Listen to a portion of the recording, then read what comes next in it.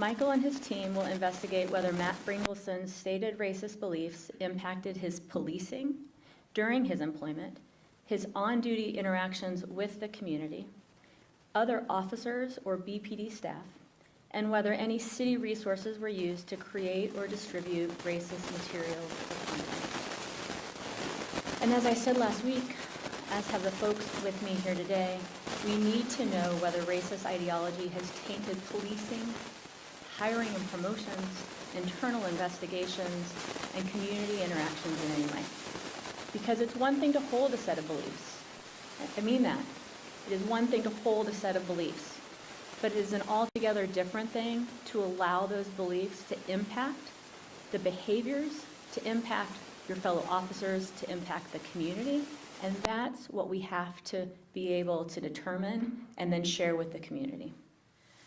The tenure that this officer had in the department, the different positions that he held, the potential impact that we wanted to answer from an independent perspective of whether or not there was impact that could be linked to ideals. We need to look at oversight. Were there things that were missed? We need to look at policies, procedures, hiring practices, all those different pieces within the department. And so we believe that it would be best for the community to trust the investigation. It would be most helpful for us as a city as we think about and learn from this the steps that we ought to take internal to the department to prevent this from happening again if there was impact. That the best way to do that would to have eyes on this completely independently from the city that has no pre-existing someone and a team that has no relationship with the city that has experience in doing this to be able to then assure us that either it had no impact or to provide for the community the steps that we ought to take as a city to prevent the impact from happening again. Were the statistics that Captain Bringelson stated, were they not accurate? Which statistics are you referring to? The crime statistics with African American and people of non-white race committing more heinous crime.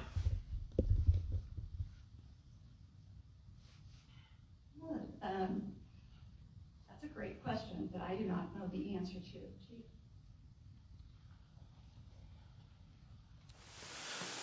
So I don't think we are prepared today to address whether those statistics were accurate or not. We have certainly not done an analysis in relation to crimes committed in our community, but we would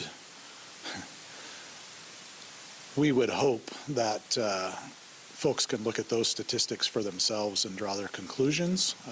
More importantly to us is the ideology that he espoused and looking at whether or not those feelings or views that he has or had, whether they impacted our policing and whether we had any disparate policing outcomes or measures in place because of the views that he may have had.